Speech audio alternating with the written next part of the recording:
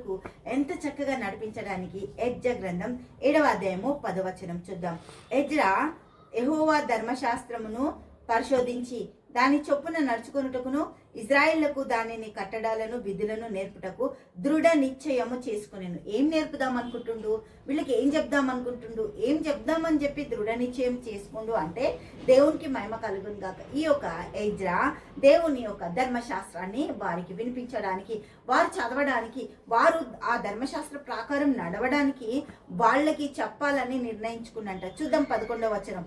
యెహోవా ఆజ్ఞల వాక్యమందును ఆయన ఇజ్రాయేళ్లకు విధించిన కట్టడల యందును శాస్త్రియు యాజకుడైన ఎజ్రాకు రాజైన అర్తహషస్త ఇచ్చిన తాకీదు నకలు.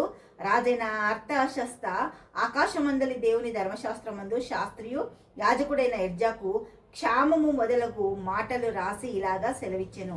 చేతనున్న నీ దేవుని ధర్మశాస్త్రమును బట్టి యూదాను గూర్చి యెరూషలేమును గూర్చి విమర్శ చేయుటకు నీవు రాజు చేత అతని 7 మంత్రుల చేత పంపబడితే గనుక మేము చేసిన నిర్ణయం ఏమనగా మా రాజ్యమందు ఏముంది, ఏం చెయ్యాలి, ఎట్లా ఉండాలి అని చెప్పి మా రాజ్యానికి ఏది క్షేమము అంటే ఇక్కడే ఈ యొక్క శాస్త్రి అయిన ఎజ్రా ఏమంటున్నా తెలుసా, మీరు మీ ప్రాంతము, మీ బిడ్డలు, మీ యొక్క ఉన్న ప్రతి పరిస్థితి మీరు ఆశీర్వదింపబడి ఉండాలంటే, క్షేమంగా ఉండాలంటే దేవుణ్ణి ఆశ్రయించాలి.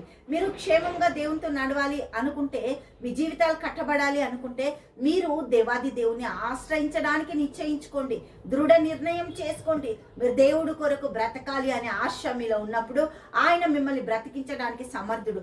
ఆశ లేని జీవితాలకి ఏది కూడా ఆయన తీసుకొని రాలేడు. దేవుడికి మహిమ కలుగును గాక. ఆయన ఏమంటుంది తెలుసా, 6వ అధ్యాయము 3వ వచనం చూస్తే, రాజైన కోరేషు ఏలుబడిలో మొదటి సంవత్సరం అందు అతడు యెరూషలేములో ఉండు దేవుని మందిరమును గూర్చి నిర్ణయించినది.